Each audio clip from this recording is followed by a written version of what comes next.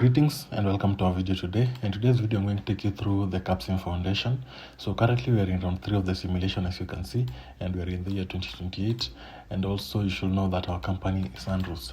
So I'm going to give you a step-by-step decision-making process from R&D to finance department for the Capsim Foundation.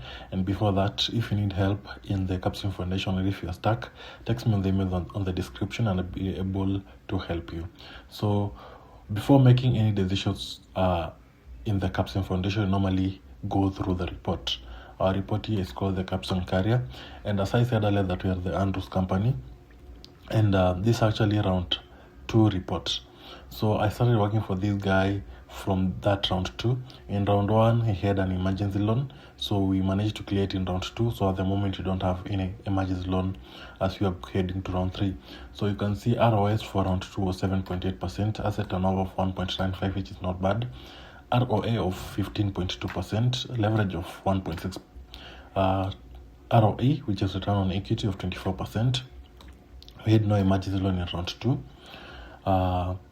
We made sales of 65 million. So actually we were actually the highest in making sales in the simulation compared to maybe our competitors. We had profits of 10 million. That's cumulative profit, sorry. And we had higher profits in the whole simulation because we had profits of 5,093,313.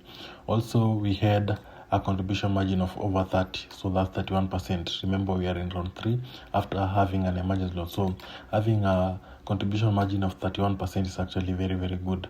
And also in this competition, in the world simulation, you can see none of our competitors has contribution margin of above 30%. We're the only ones who have a contribution margin of over 30%. And this actually symbolizes that we are doing very, very well. So if you need such results in your simulation, text me on the email in the description. Down here, maybe you can see our market share. We had a market share of 22.46. So we're actually doing very, very well. Let's go now to the products. And that's actually the product analysis part. So we are only having 2 products. Remember that we are selling in low end and high end, but we are doing a mixture so that each product can sell in each segment so that we can maximize on our profits.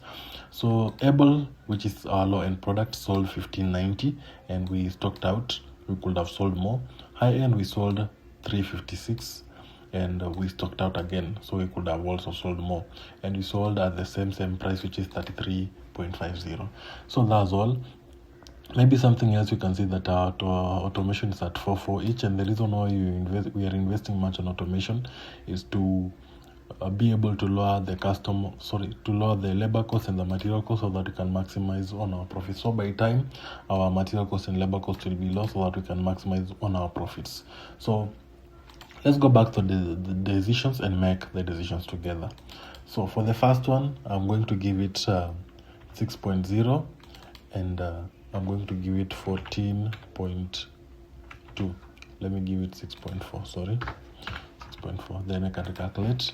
And after recalculating, it's evident that our revision date is 13th June 2028 for product Able, which is in the low end. For Eka, which is in the high end, but sells in both low end and high end, I want to give it 8 and 12 for the size.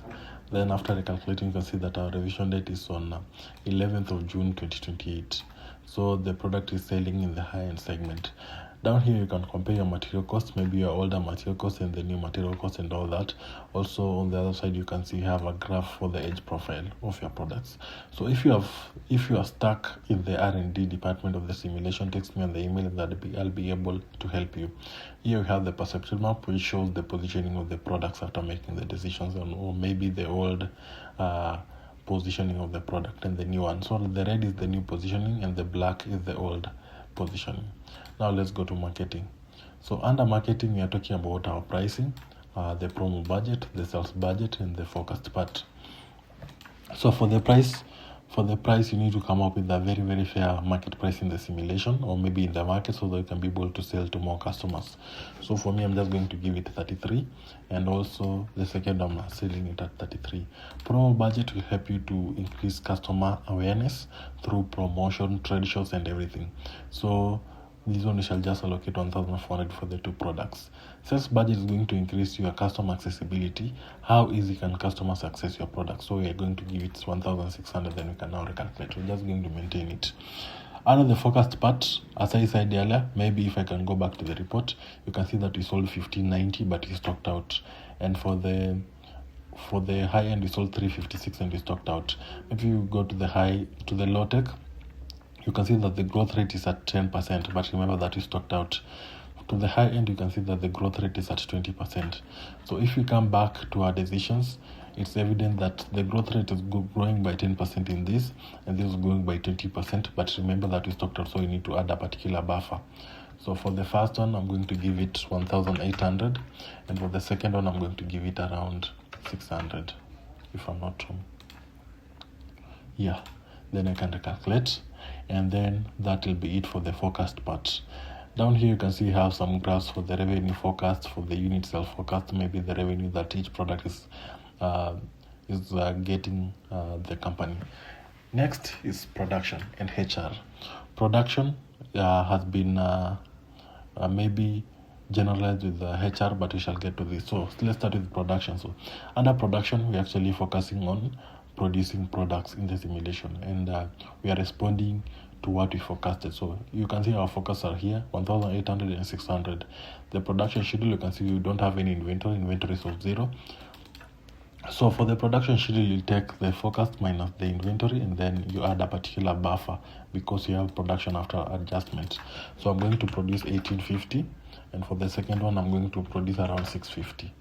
Then you can recalculate, and after recalculating, you can see that the production after adjustment for the able is 1832.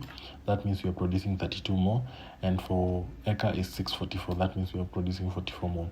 Down here we have the buy capacity or sell option, but at the moment we haven't exhausted our capacity.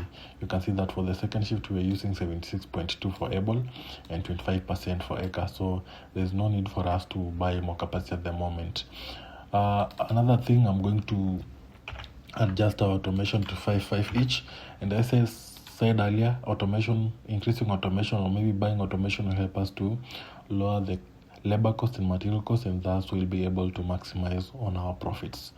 On the other side, we have the HR part, and under HR we are talking about mainly the recruiting spend and training hours. So recruiting spend should just be 5,000 and training hours should be 80. So recruiting spend is the amount of money that you normally invest to help in recruiting new workers each and every year into the company, and training hours is the number of hours that workers will take to get to learn more about work in the company. Next is and last is finance. So under finance, we normally talk about funding our company. And how do we fund our company? Maybe by taking a loan, issuing stock, and all that. Also, you have an option of retiring long-term debt or maybe repaying loans and all that. So at the moment, I'm not going to take any loan because you can see that we are ending the year with 3866 without taking a loan, and started the year with 1783. So this means that we are making some good amount even if we are still in round 3, and that means that our company is profitable. Also, you can see that our retained earnings are at 65.3%. So that shows that our company is making money. Maybe let's check out the pro forma and see the balance scorecard so that we can see our score for the round. And our score for round 3, the projected score is 74.3 out of 89. So these are very, very good score for round 3. So if you need such results in your simulation, remember to text me on the email on the description, and I'll be able to help you. So thank you for watching my video. Don't forget to share, like, and subscribe. Thank you so much.